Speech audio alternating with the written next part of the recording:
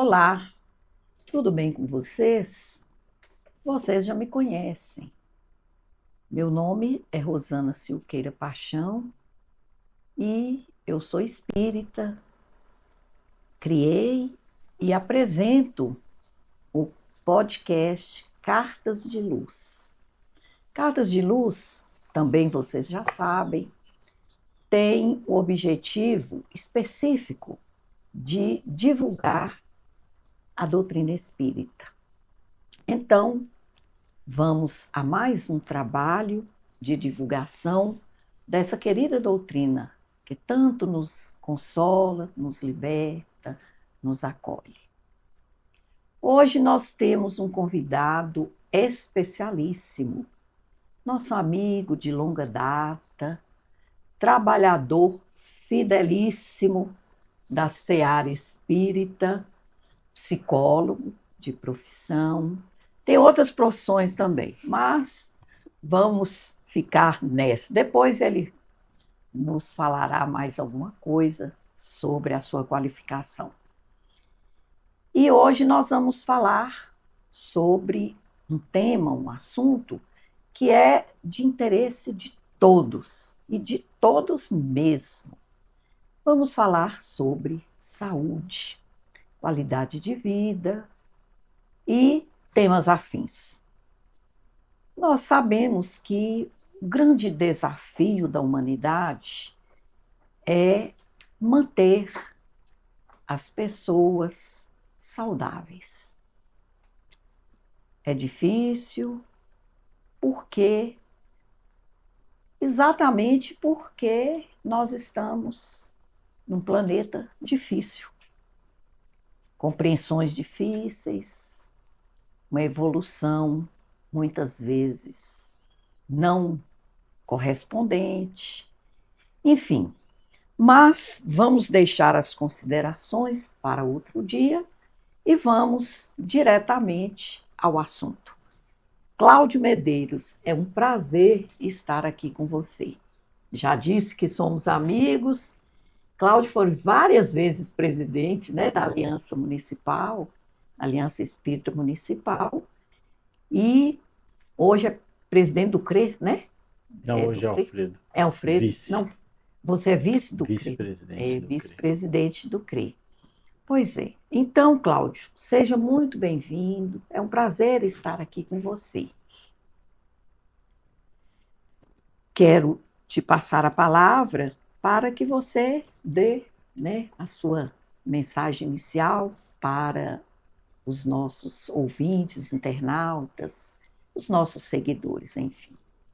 Olá, Rosana, boa tarde, telespectadores desse podcast, que é o Cartas de Luz, que já se consolidou nas mídias sociais como um excelente centro de difusão, reflexão, informações acerca da doutrina espírita e acerca dos assuntos que são muito caros para a nossa sociedade e que guardam essa relação com a espiritualidade, com a religião e também com o desenvolvimento humano.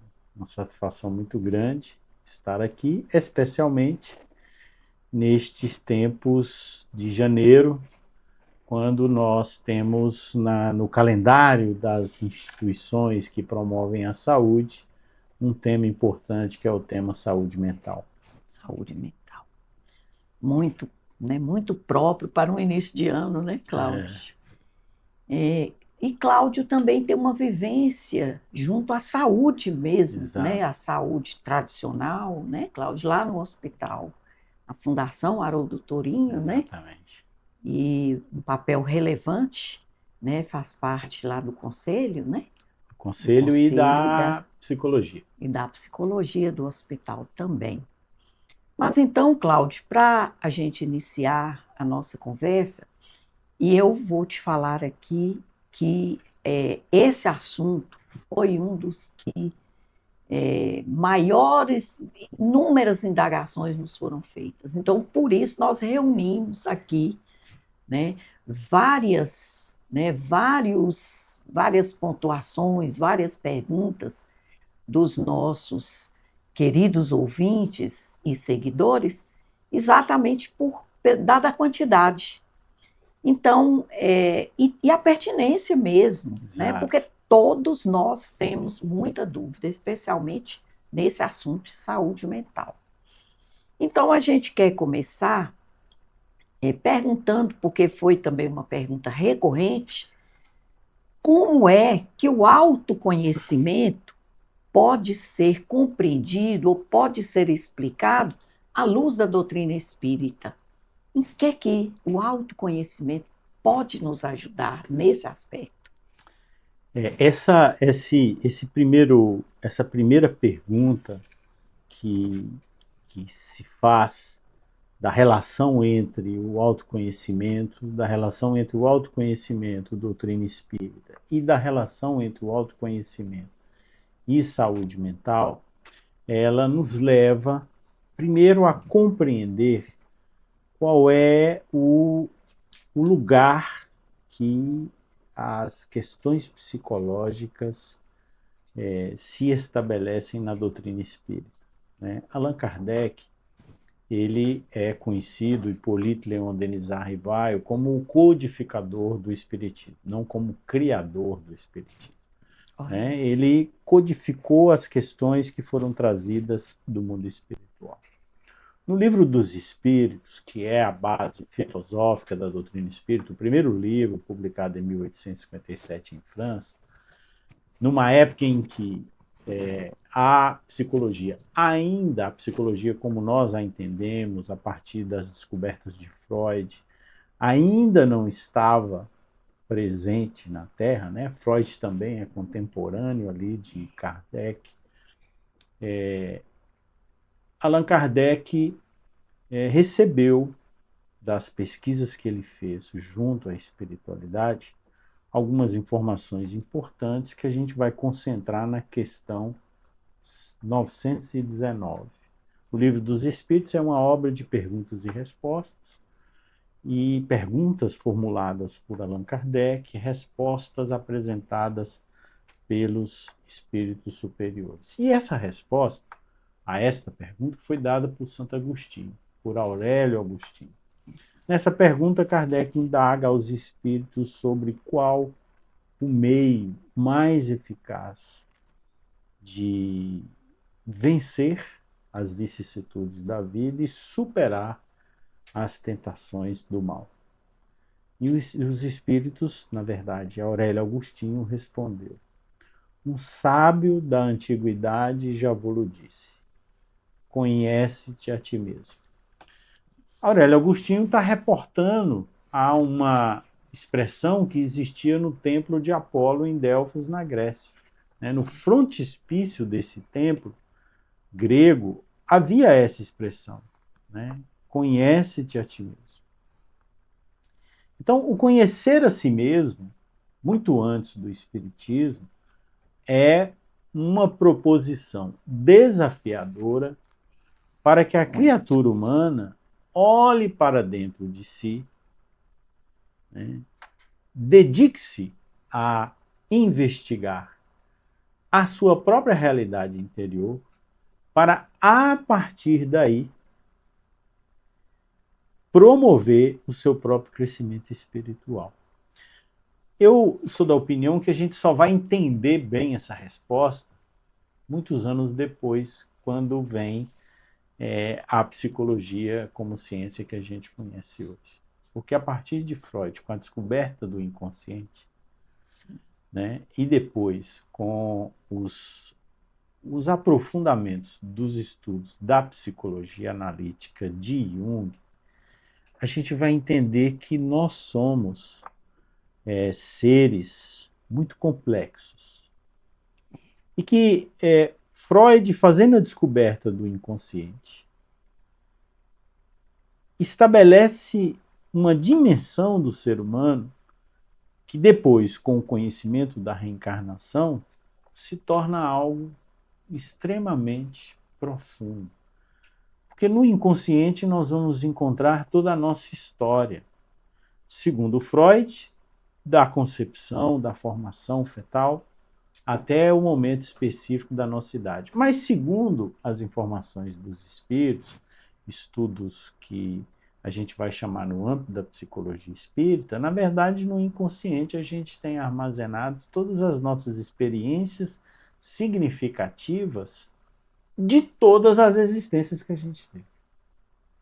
Então, se para Freud nós encontramos no inconsciente marcas, traumas, elementos que vão determinar comportamentos, sentimentos e emoções ao longo da nossa vida, que vão impactar muito nossas decisões, nossas experiências existenciais, com as informações da psicologia espírita, com as informações do espiritismo sobre a imortalidade da alma e sobre a reencarnação, nós vamos encontrar neste mundo interior todas as expressões positivas ou negativas das nossas múltiplas existências. Falando de uma forma mais simples,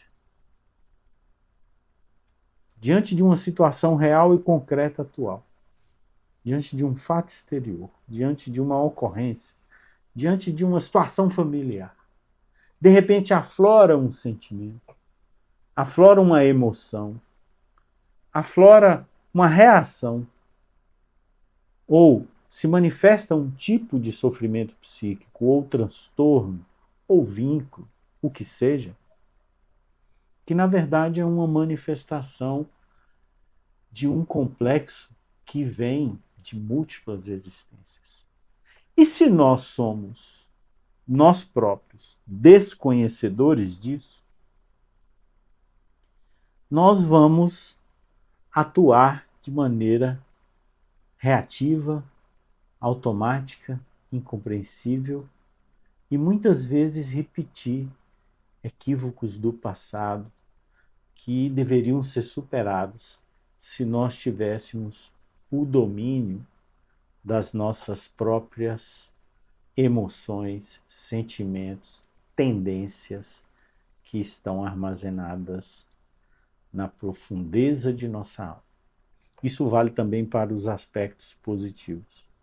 Porque quando a gente vê hoje as crianças prodígios, os jovens, né, as aptidões para a ciência, para a arte, que manifestam em pessoas ainda muito novas, que não tiveram o estímulo, o contato, né? Isso só acontece, só se manifesta porque elas existem e estão lá. Estão lá onde? Estão na nossa estrutura psicológica, na nossa estrutura profunda.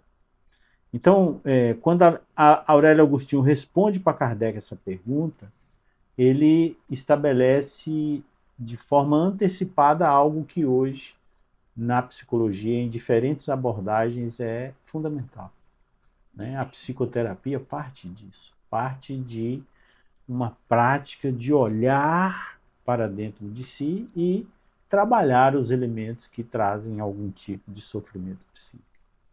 E ele, Allan Kardec, nessa questão, é muito curiosa porque ele faz uma pergunta, que é a letra B, a letra A da pergunta, que ele fala assim, olha, é compreensível isso, mas a gente sabe da dificuldade. Ele antecipa o que Freud vai trabalhar depois, que são os mecanismos de defesa. Allan Kardec fala, é muito complicado você olhar para si mesmo e tal. Como é que eu posso fazer isso na prática? E Santo Agostinho coloca assim, olha, fazei como eu fiz na minha última existência.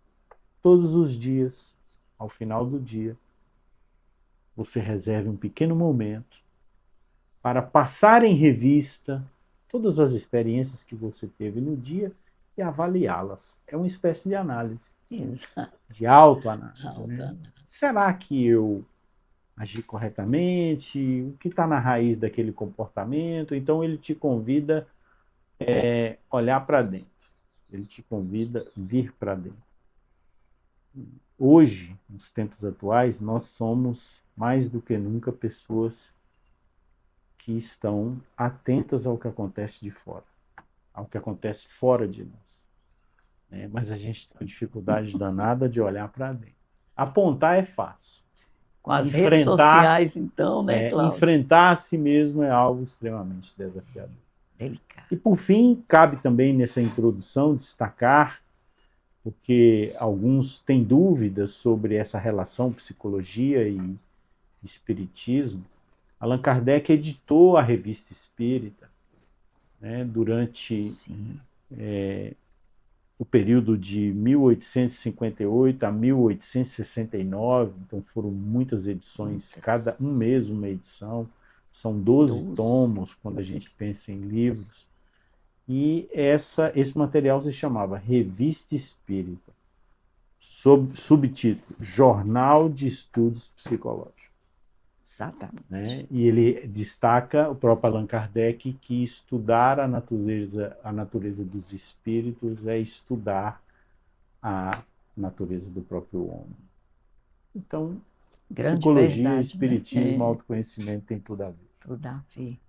Ô, Cláudio, e na sua percepção, então, né, você falando aí sobre a resposta, né, de Santo Agostinho e do Espiritismo em si, a reencarnação, de certa maneira, facilitaria, então, esse processo de autocompreensão ou de autoconhecimento? Olha, eu entendo que tempo chegará em que as ciências reconhecerão isso, não está muito longe, porque a gente tem estudos muito consolidados sobre as evidências da reencarnação, mas a ciência psicológica ainda não reconhece a reencarnação como uma realidade. Né? A ciência psicológica ainda trabalha com a unicidade da existência. Mas quando nós alcançarmos o estágio de compreendermos que nós somos seres imortais e vivemos múltiplas experiências e que todas essas experiências psicológicas que vivemos estão armazenadas na nossa estrutura psíquica, nós teremos a chave para a identificação e a solução de muitas questões e problemas existenciais que trarão cura, trarão saúde psicológica, saúde psíquica, saúde mental para as criaturas. Ainda nesta semana eu conversava com uma pessoa que dizia para mim assim, olha, eu tenho em mim uma culpa, um remorso inexplicável, que me faz sofrer muito. E eu olho para trás, na atual existência, Sei. o que ela viveu na vida hoje, né, 20 e poucos anos, e eu não consigo encontrar. De onde vem isso? Por que vem isso? Mas isso me traz um sofrimento terrível, que me abate, que me leva para a cama e que em muitas circunstâncias me dá a vontade de morrer, de me autodestruir, porque é algo muito doloroso e muito difícil. E aí eu pergunto, de onde vem essa culpa, de onde vem esse remorso? Que ele não consegue enxergar, de traumas da atual existência, de alguma coisa que aconteceu, né? Ou nós podemos também levantar a hipótese que é um complexo, que é uma experiência que está relacionada a outra existência que essa alma teve e que agora se manifesta, porque se manifesta, né? Nossas tendências e aptidões têm muita relação com aquilo que nós fomos. Né? Onde estaria o caminho para a solução desse complexo? Claro que em algumas circunstâncias, e já tem terapeutas que fazem esse trabalho, que é o trabalho de regressão de vidas passadas, de uma maneira responsável, de uma maneira coordenada, mas não é uma prática nem recomendável no sentido mais geral, né, para poder identificar o centro das ocorrências passadas e diluir estes sentimentos nocivos que muitas vezes levam a criatura a até se autoagredir numa experiência de autoextermínio que não poderia ou não deveria acontecer se fossem descobertas, se houvesse a possibilidade de lançar luzes sobre estas ocorrências. Então, daí o fato de que nós vamos encontrar no autoconhecimento, né? Tem um autor que é o Marlon Rickdow, ele é espírita, inclusive, um terapeuta. Ele tem uma obra muito interessante e tem um programa que ele trabalhou, acho que esse programa ele foi feito principalmente na época da pandemia, que ele fala, vem para dentro. Vem para dentro olha para dentro de si, né? E ele estabelece a ideia de que o autoconhecimento seja para nós uma filosofia de vida. Porque você não consegue assim, hoje eu vou me autoconhecer. Você senta lá, olha para o espelho e, bom, agora eu me Agora, autoconheço, né? Então, as pessoas que muitas vezes afirmam isso, não, eu já me autoconheço, né? A dimensão do nosso inconsciente, das nossas experiências, do que está armazenado no nosso eu profundo, são muito grandes. Então, uma existência nossa, não é suficiente para uma criatura afirmar que se autoconhece, né? Não é suficiente. Então, por isso ele propõe o autoconhecimento como uma filosofia de vida, como uma prática contínua da nossa existência, como um hábito nosso de ir identificando os fatores que nos conduzem na tomada de decisões, né? Por exemplo, fulano falou isso comigo, isso me irritou. Eu estou na presença de Beltrano e a presença de Beltrano me irrita. Por que ela te irrita?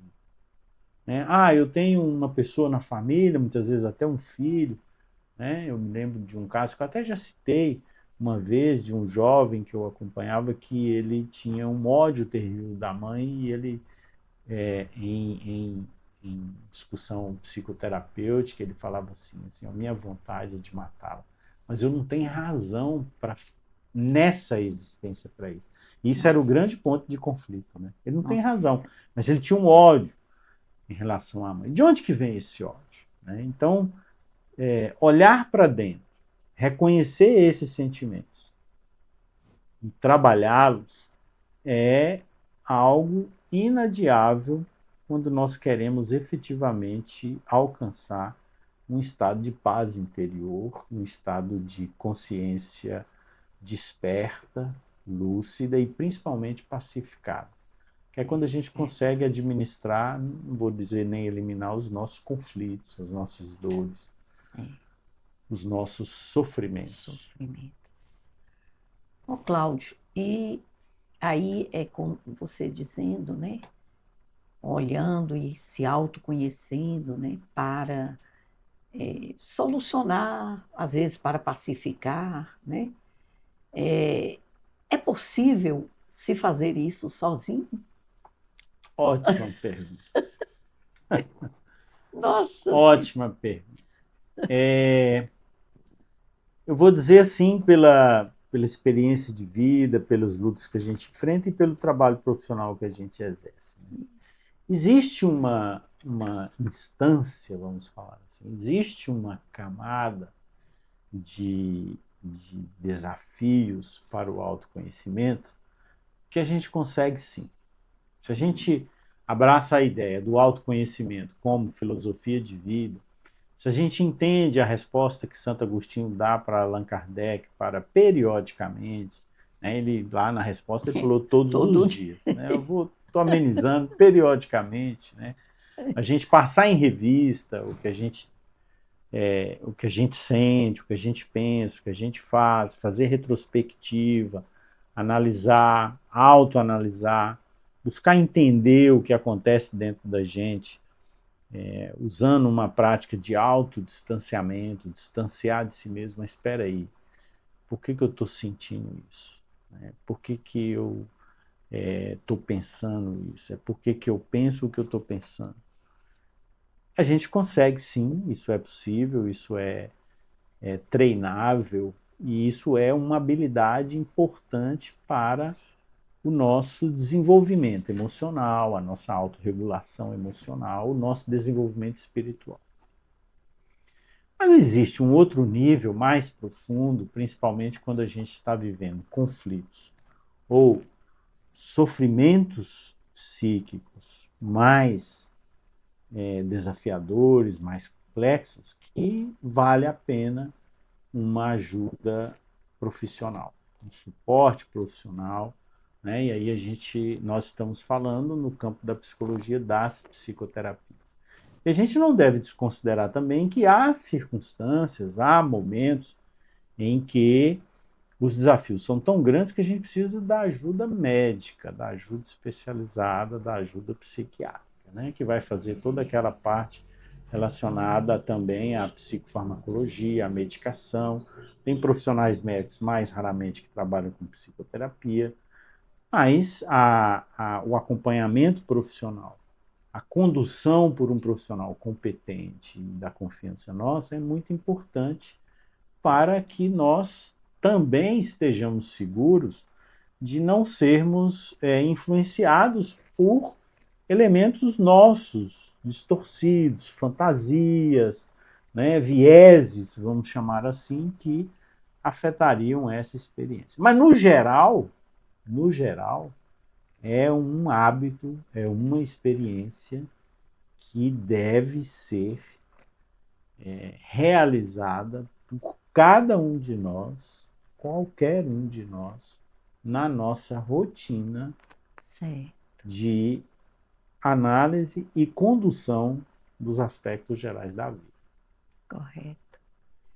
Ô, Cláudio, eu estou fazendo essa pergunta e a gente recebeu essa pergunta e eu fiquei pensando, porque a pessoa que perguntou, e ela não quer se identificar, ela diz o seguinte: eu tenho vontade de partir para um conhecimento maior de mim mesmo, né, com alguma ajuda. Porém, há uma, eu não disse claramente, mas uma percepção da gente é que há uma, digamos assim, uma falta de entendimento com relação ao profissional. Ou seja, a pessoa não compreende o papel do profissional nesse caso. Então tem um certo, digamos assim, um certo preconceito, né? E eu já, por outro lado, já ouvi algumas pessoas falando assim: eu jamais iria no psiquiatra, porque eu não sou doido. Você já ouviu isso? Todos os dias a gente ouve isso. Não é? Todos os dias a Eu não gente vou ouve em isso. psicólogo porque eu Isso. acho que psicólogo É, não vai me entender e eu não posso falar com ele certas coisas, não é? é. Olha, Rosa, a gente e telespectador, a gente deve entender que as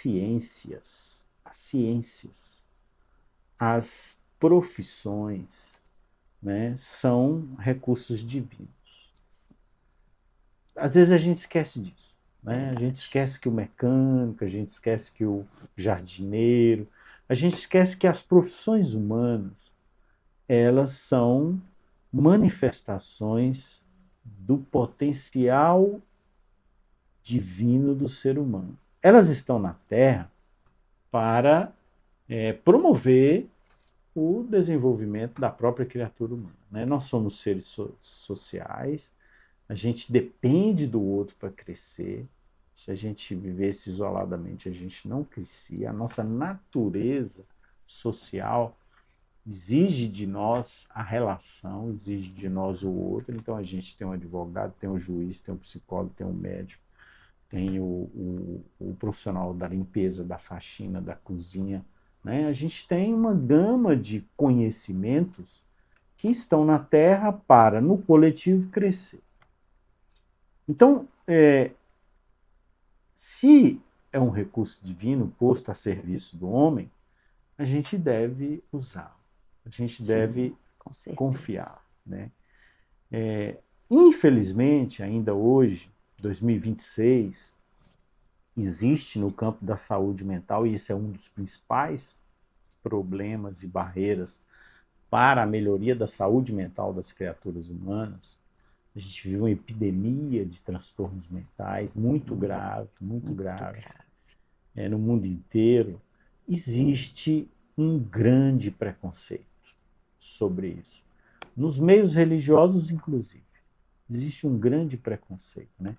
Quando a gente está sentindo uma dor abdominal, quando a gente está sentindo uma dor de cabeça, uma cefaleia, a primeira coisa que a gente fala é buscar uma ajuda especializada, né? Exatamente. Buscar um tratamento médico, buscar fazer um exame, buscar tomar um medicamento. A primeira coisa que a gente fala hoje, ninguém fica sofrendo com uma dor de cabeça mais intensa durante muito tempo. A gente busca um recurso, né? Um simples desarranjo gástrico leva a gente a poder encontrar uma solução para isso na saúde, nos profissionais da saúde, na farmácia, etc. Mas quando a gente está com dor psicológica, dor psíquica, quando a gente está com sofrimento psíquico, quando a gente tem indicativos de transtornos psicológicos, a primeira coisa que a gente faz é negar. É A verdade. primeira coisa que a gente faz é negar, né? A gente nega. A gente nega, a gente foge, a gente recrimina, a gente critica no outro, né? Nossa, fulano falou que foi no psiquiatra. Né? Aí outro fala assim, não, eu estou usando um tarja preta. Você está usando um tarja preta? Virou um estereótipo, né? Um Mistério. tarja preta. Né? Sendo que, vou repetir de novo, tudo isso é recurso divino nas mãos do homem, né? Para o progresso do homem, para amenizar a dor do homem na sua experiência existencial. A gente não tem noção, por exemplo, e eu cito isso frequentemente, como que uma pessoa, há 30 anos atrás, com alucinações, delírios, com uma crise psicótica aguda, era tratada com prisão, com tortura, com contenção, com choque elétrico, e como que ela é tratada hoje com os recursos da farmacologia, com os tarja preta. Não é? Né? O alívio que essas pessoas têm, hoje você tem muitas pessoas que trazem essa condição e que têm uma vida ativa, normal, uma vida de trabalho, uma vida de família, se está estabilizada, se está medicada, vai ter lá um momento ou outro uma crise, uma desestabilização, mas ela consegue trabalhar isso, né? Ela consegue administrar essa situação. E ela consegue isso por causa da medicação, por causa do tratamento psiquiátrico, por causa do tratamento médico, por causa do tratamento psicológico. Então, a gente precisa avançar muito no que se refere à educação e saúde, e eu acredito que as instituições religiosas têm essa responsabilidade, porque, infelizmente, também ainda há situações em que o recurso espiritual e religioso é utilizado de forma equivocada. Né? Vou citar um caso que a gente acompanhou no hospital, um caso muito grave de um jovem que estava numa crise aguda de psicose, que é um transtorno mental, e ele foi internado no hospital por conta de uma pneumonia grave, muito grave, com risco de óbito. Né? Ele ficou no CTI, na terapia intensiva, por conta da pneumonia. E a gente achou muito estranho o fato de, porque na verdade assim, ele piorou na crise de saúde, na crise psicológica, né? Então ele teve uma crise psicótica aguda, acentuada. Aí essa crise levou ele, onde ele morava, que não era aqui na cidade, na zona rural, levou a uma contenção indevida em casa, e depois ele fez uma pneumonia muito grave. Então ele veio por causa da pneumonia, estava já consciência rebaixada e tal, ficou na terapia intensiva. A gente começou a acompanhar ele, o quadro de pneumonia foi trabalhado pelos médicos, ele começou a apresentar melhoras, e aí a gente foi conversar com o pai dele, um senhor, por que ele teve a crise psicótica, né? Porque já tendo um diagnóstico de psicose, no sentido de esquizofrenia, usando essa expressão mais correta, ele já há muito tempo tomava medicação. Aí o pai falou assim, ele parou de tomar o remédio. Eu falei assim, por que ele parou de tomar o remédio? Foi um caso que eu acompanhei. E aí o pai disse que foi por orientação do pessoal da igreja. Meu Então o pessoal da igreja falou com ele que era um problema espiritual, que ele poderia parar de tomar os remédios, que ele se recuperaria, né? Então ele piorou e quase foi a óbito por conta disso aí. A gente acompanhou, depois a gente retomou a tomada da medicação, eu conversava muito com esse paciente, no sentido de ele retomar a medicação, porque a medicação era muito importante, estabilizava, e isso traria mais equilíbrio para ele. Então isso infelizmente ainda acontece. Em todas as instâncias ou grupos religiosos, não raro, você tem uma visão Uhum. distorcida que está lá ligada àquela ideia do preconceito, está ligada à ideia Infelizmente, né? da ignorância sobre a Ignorância. ciência, sobre o trabalho das profissões. Né? E aí, abrindo uma outra chave de informações sobre isso, você tem hoje estudos muito significativos sobre o impacto da religiosidade e da espiritualidade na saúde e no bem-estar das pessoas, principalmente da saúde mental. Né? Então, prática religiosa, prática espiritual saudável é fator protetivo para o adoecimento mental.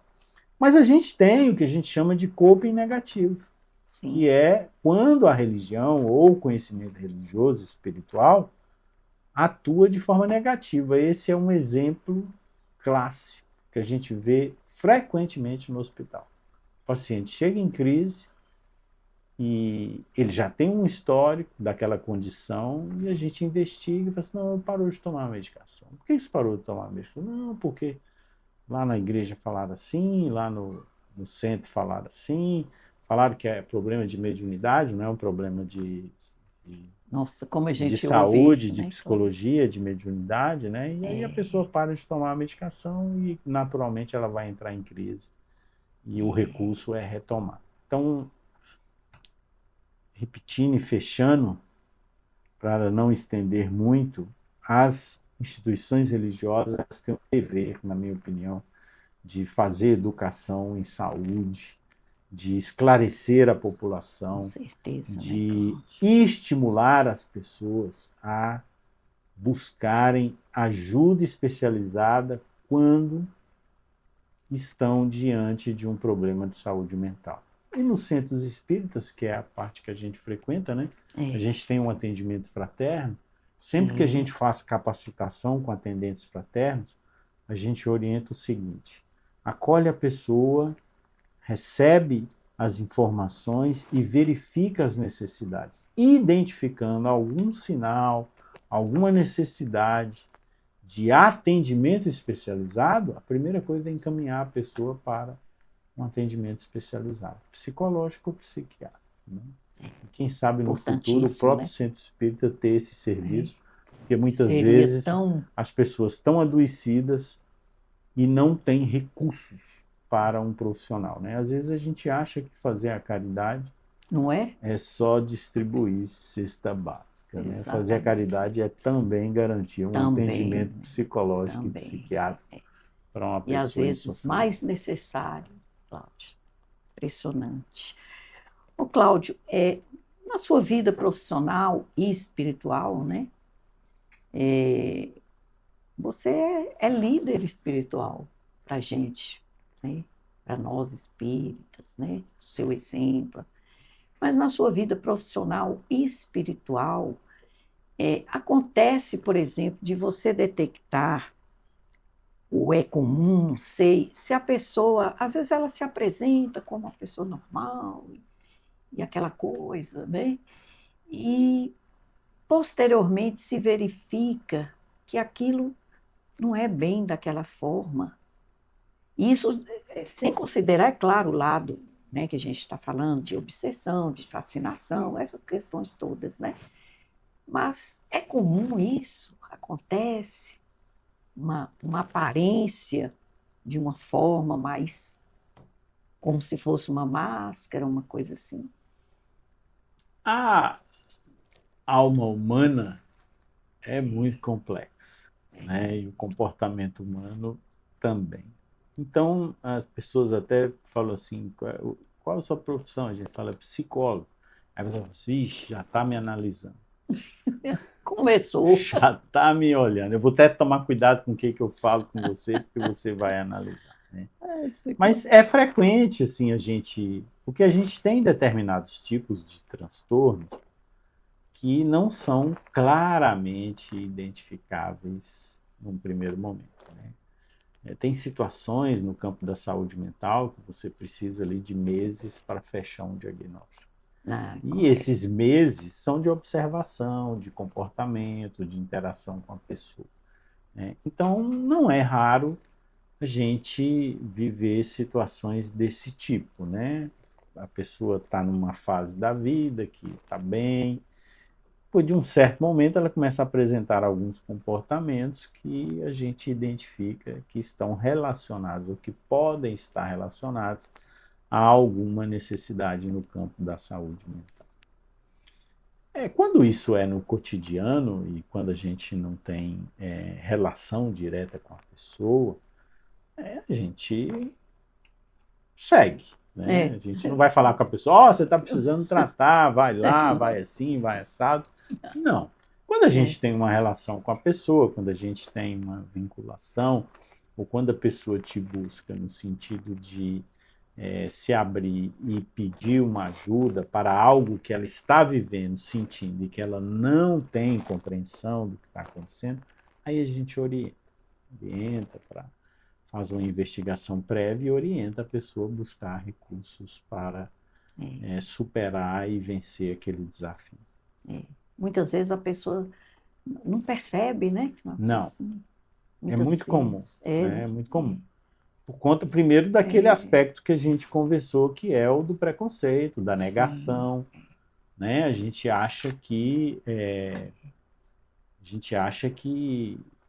a gente, que a gente é daquele jeito, que a gente é diferente. E tem situações muito curiosas, é muito comum, eu já ouvi isso várias vezes, a pessoa, quando recebe um diagnóstico, quando ela busca ajuda e recebe um diagnóstico, a pessoa, inclusive, fica aliviada. Você vê que recebi um diagnóstico e eu fiquei aliviado. Aí você fala, por que você ficou aliviado? Ela falou assim, porque eu me sentia muito mal, convivendo com pessoas que não sentem o que eu sinto, que não veem e não vivem o que eu vivo, e eu diferente, eu com problemas, e eu com dificuldades. Agora eu sei o que eu tenho.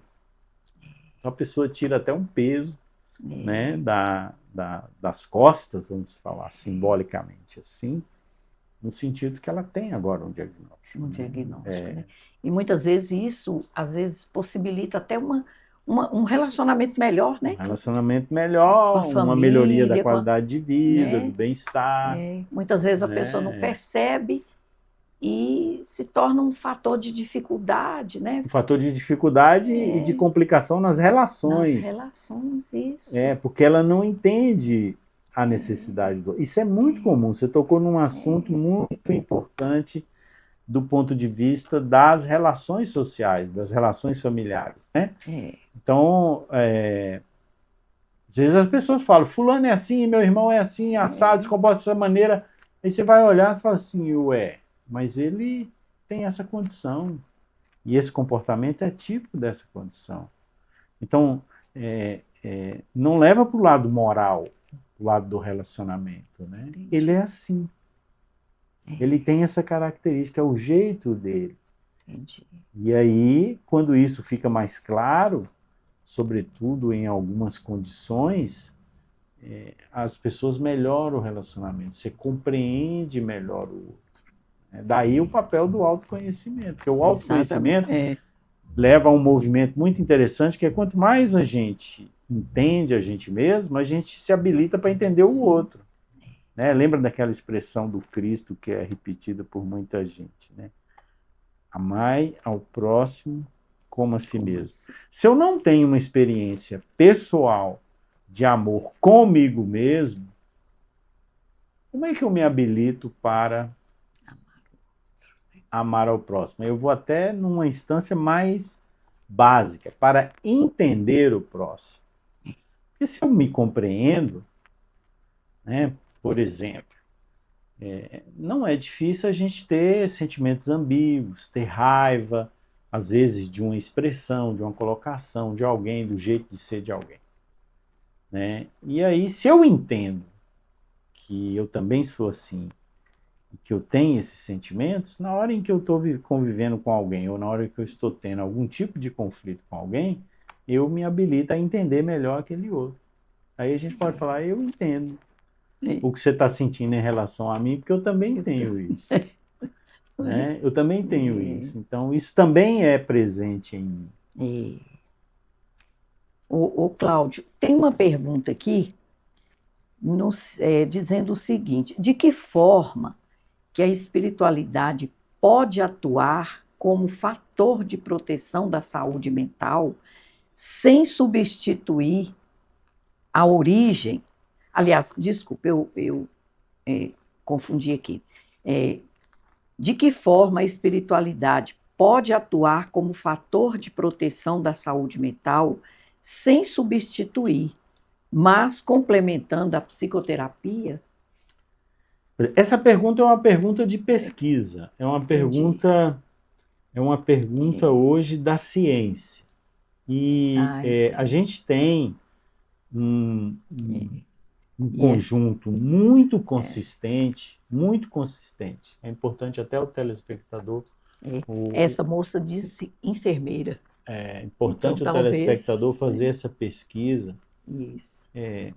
O que a ciência sabe hoje é que fé, religião, principalmente religiosidade Certo. e espiritualidade é fator protetivo e favorece a saúde. Pessoas com fé, prática religiosa e espiritual frequente são menos suscetíveis a vários tipos de adoecimentos. Ou, se enfrentam situações difíceis de adoecimento, enfrentam em melhores condições.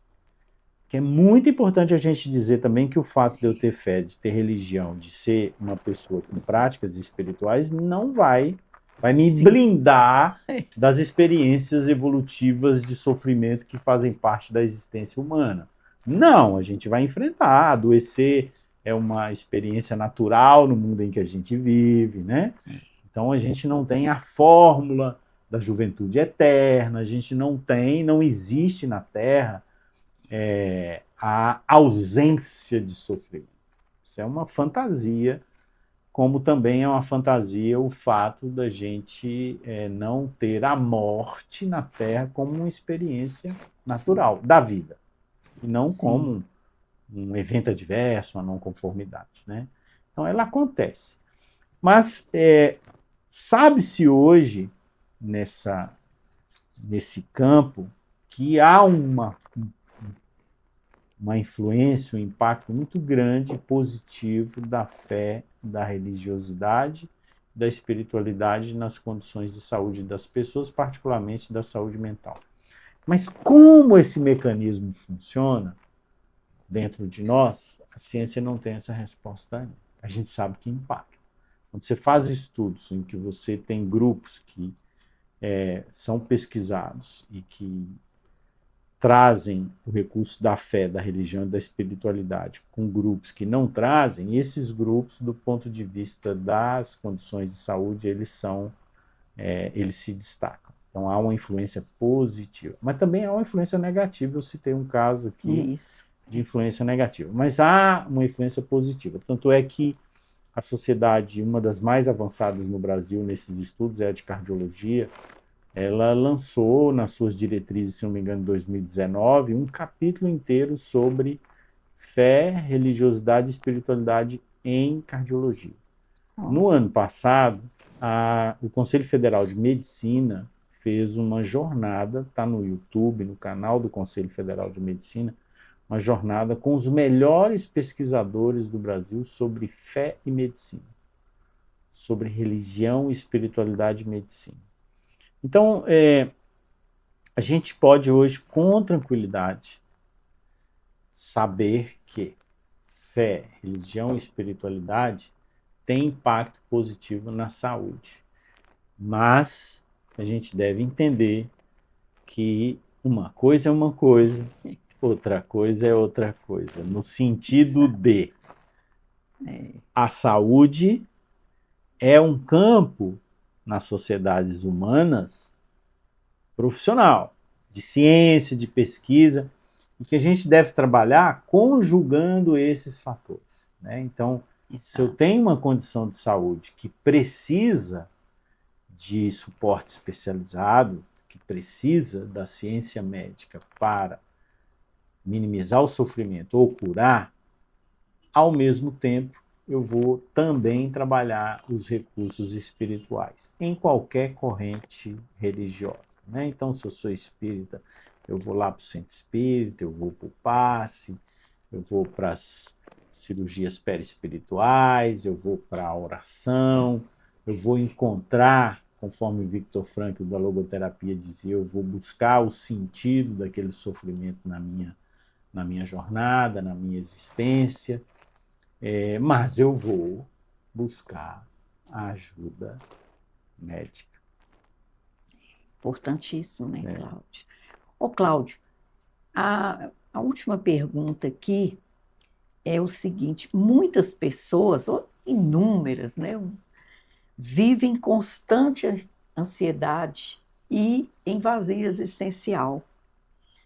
O que o espiritismo, né, e a psicologia e a ciência, né, nos ensina sobre a origem desses sofrimentos? O Brasil é o país mais ansioso do mundo. Número 1. Não sabemos. No mundo inteiro, a carga de ansiedade na população do Brasil é de 9,3% a maior do mundo. Nossa. No campo da depressão, nós somos o 5º país no mundo, o primeiro nas Américas, né? Então, como a gente dizia na introdução, a gente vive momentos extremamente desafiadores. A ansiedade tem um elemento importante em nossas vidas, né? Porque Sim. se não for o recurso da ansiedade, da expectativa, né, a gente não realizava o que a gente realiza. Então, vamos falar que tem uma dose de ansiedade que é importante para nós no Necessário. processo de crescimento. É claro que existe também, a partir daí, uma faixa em que ela se torna nociva para a criatura humana, patológica. A ansiedade, os transtornos ansiosos, que são vários, estão relacionados principalmente ao medo, né? E a gente deve buscar ajuda, tanto ajuda psicoterapêutica quanto ajuda médica e, se for o caso, farmacológica, para poder tratar esses elementos. Na psicologia espírita, a gente aprende, principalmente nas obras de Joana de Ângeles, que a origem disso está nas experiências da alma humana, que podem estar relacionadas à atual existência ou existências anteriores, passadas, né? O vazio existencial é a perda de sentido, de significado para a vida. É algo que passa tanto por uma questão psicoterapêutica, de reencontrar os significados, os valores para uma existência, como também passa por questões religiosas, por questões de espiritualidade, de significado da existência e de vínculo com a existência. Não é difícil a gente, num dado momento da vida, por conta de fatores que nos acontecem, principalmente fatores externos, a gente não deve perder de vista que a origem dos transtornos mentais é multifacetado, não é só no indivíduo, né? A gente tem fatores desencadeadores econômicos, políticos, sociais que a gente vive, que são relevantes, são importantes. A gente pode viver um momento em que a gente se desorienta, que a gente perde de vista projetos, valores, e aí a gente começa a sentir uma tristeza mais profunda, começa a nutrir um certo desgosto por existir e um vazio que a gente vai chamar de existencial. Alguns pensadores, sociólogos e filósofos dos tempos atuais vai dizer que o excesso de vida para fora, material, de abraçar coisas que são efêmeras, pode inclusive levar a esse vazio existencial. É que é preciso também um resgate dos valores que vão se perdendo ao longo do tempo.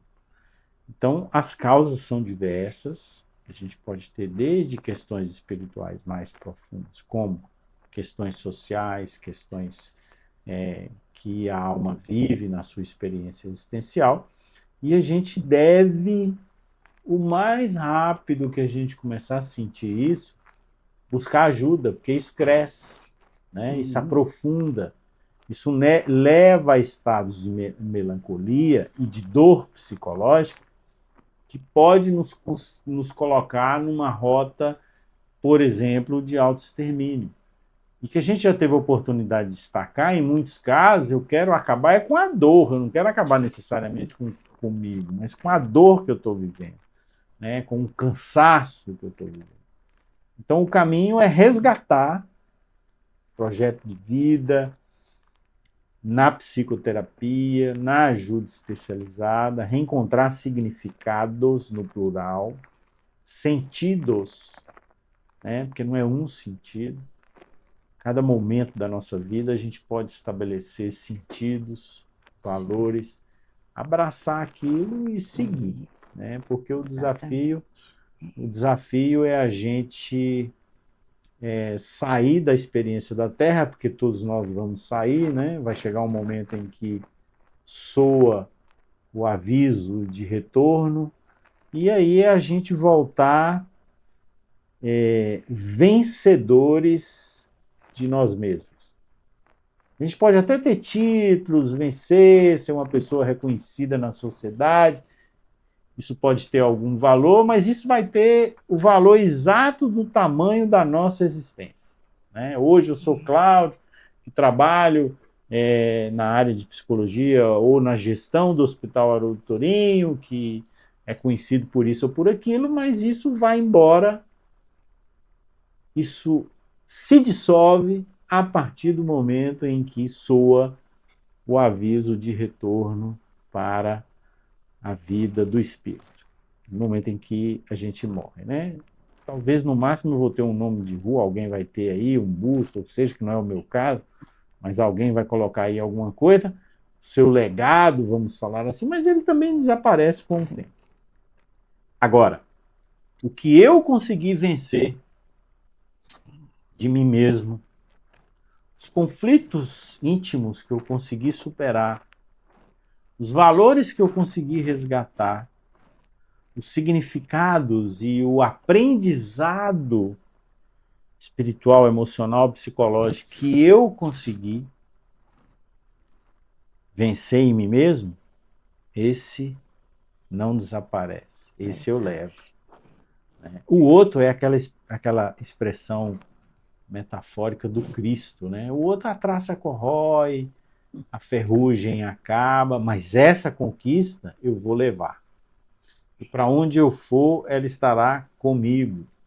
Por isso que é de muito valor a jornada do autoencontro, do autoconhecimento, porque cada conquista, cada degrau que a gente consegue vencer, conquistar, nunca mais, porque o espírito ele não retrograda.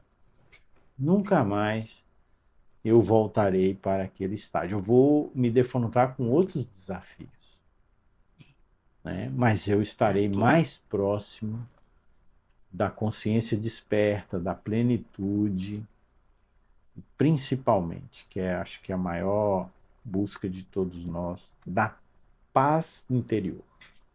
É verdade. Cláudio, vou te fazer uma proposta aqui. Veja bem, nós vamos, digamos assim, nós vamos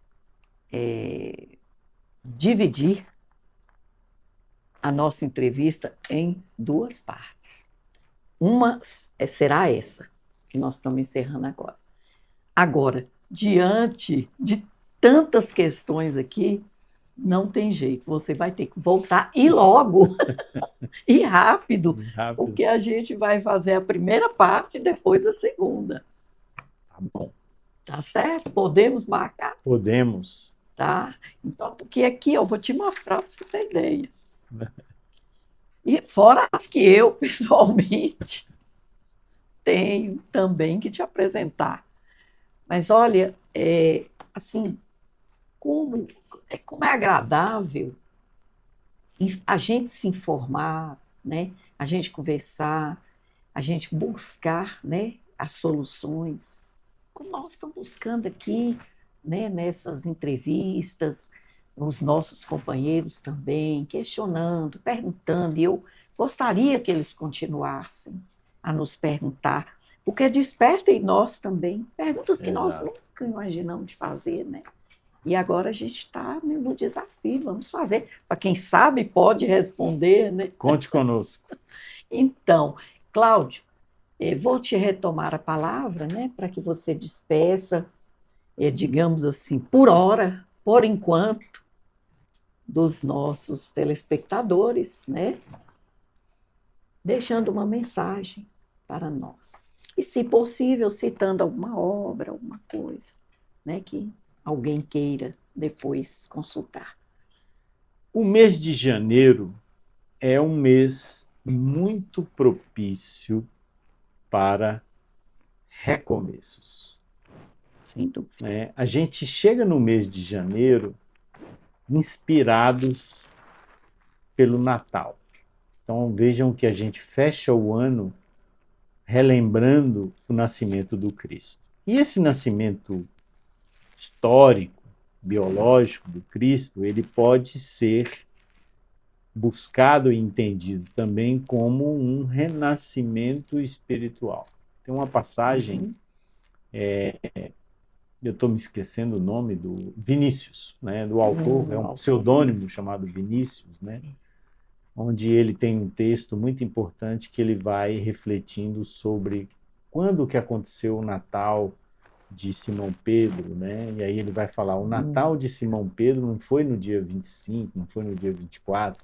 O Natal de Simão Pedro foi quando ele caiu em si, quando o galo cantou 3 vezes, né? E ele percebeu que o equívoco que ele estava cometendo ao negar o Cristo. Quando que foi o Natal de Maria de Magdala? O Natal de Magdala foi naquele momento em que ela caiu em si, e aí ele vai discorrendo vários autores da história do cristianismo para no final dizer para a gente assim, né, o Natal, o renascimento, né, o Cristo nascendo em nós é quando a gente cai em si.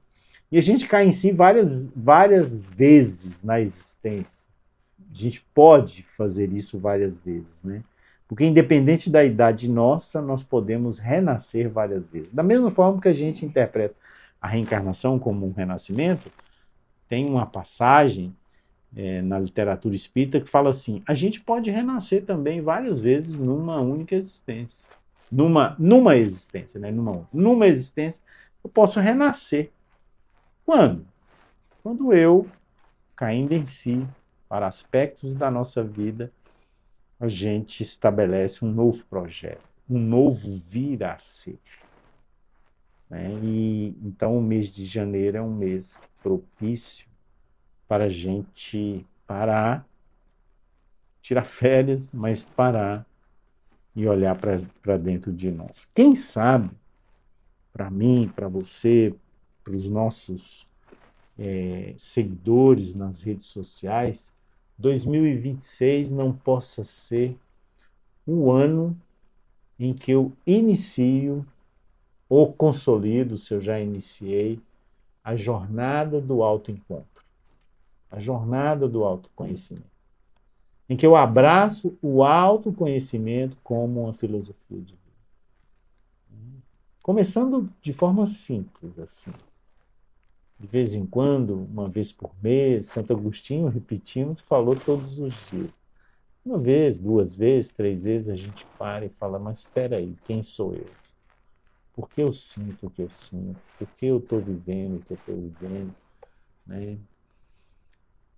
Quem sou eu? E vale a pena chamar atenção para um fato. Ao iniciar esse processo, aceite-se como você é. Porque a gente pode olhar e falar assim, mas eu não gosto de mim sentindo isso. Eu não gosto de Cláudio como Cláudio é. Mas o primeiro passo para a saúde mental é a gente aceitar quem a gente é. Né? Às vezes as religiões, principalmente as religiões, abafam a criatura no sentido de mostrar um ser ideal que ele não atingiu ainda. Verdade. E aí ele entra em conflito. Que ele fala assim, eu vou lá todo dia na pregação, na palestra, e fala que eu tenho que ser isso, mas eu sinto outra coisa. Eu não consigo. Eu não consigo. E aí é natural eu abandonar a religião. Não, aceite-se como você é. Com os sentimentos, com a estrutura psicológica que você tem. E a partir daí, desse ponto, trabalhe para ser melhor conforme suas necessidades. Passo a passo. Passos do tamanho da nossa capacidade. Com certeza, se a gente conseguir fazer um pouquinho, a gente vai ter um 2026 melhor. Com certeza, Cláudio. Pois é, Cláudio, muitíssimo obrigada.